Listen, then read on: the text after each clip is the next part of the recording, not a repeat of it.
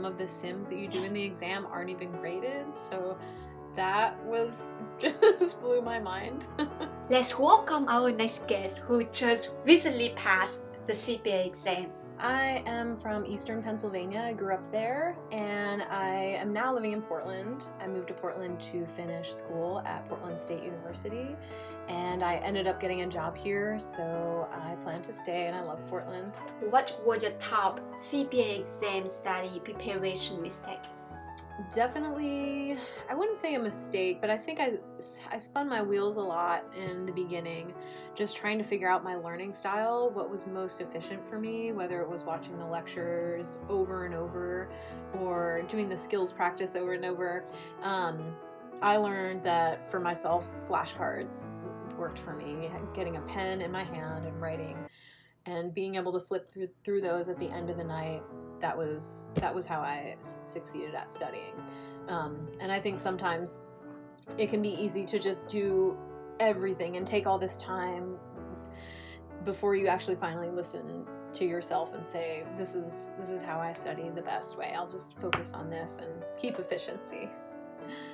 But another tip I would have, and I think because I've had such a tumultuous journey, perseverance, just having perseverance is the way that's going to get you through these exams. If you're not someone that's just going to jump in there and pass with a high score on the first time, if you're not that kind of person, you might have to see some passing scores.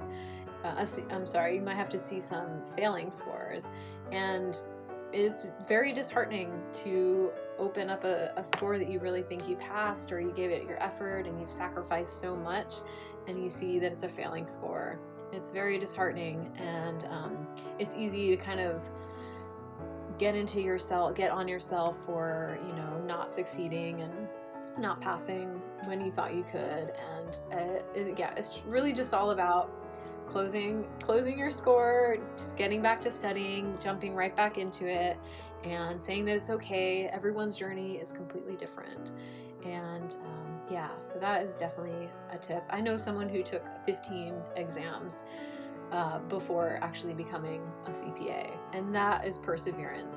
So many of them had dropped off after the 18-month window. So many failures. Like, you just got to keep going. If you really want to be a CPA, you just keep taking these exams and you'll be one. And what advice would you like to share? My biggest tip would be to take breaks. I think just putting so much pressure on yourself to get certain sections done at a certain time, and maybe you have your appointment set and you don't think that you're going to be ready on time, just move the appointment and just be flexible with yourself. Not everyone might have the luxury to take a full day to not study if they have other things going on, but I just took one full day to reset and do something that really helped me come back with a fresh attitude. Another thing, I would definitely recommend purchasing one exam at a time for your first exam purchase. It's really going to be tempting to purchase all four or purchase two, at least in Oregon. You get like a $50 discount if you bundle your purchases.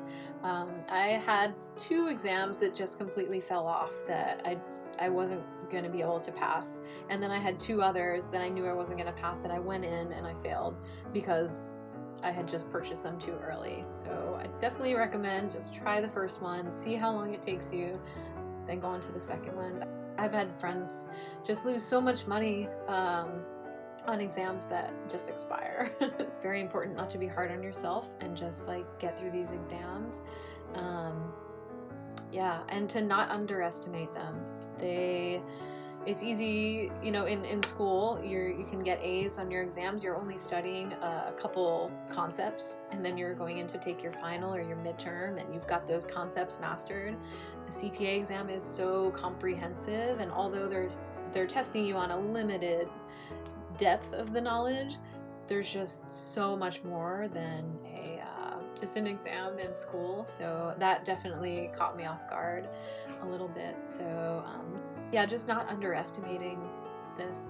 It's hard, and you just gotta not be down on yourself. So many people struggle with these exams. That's why there's a 50% pass rate or even lower in some states. So yeah, just gotta keep going.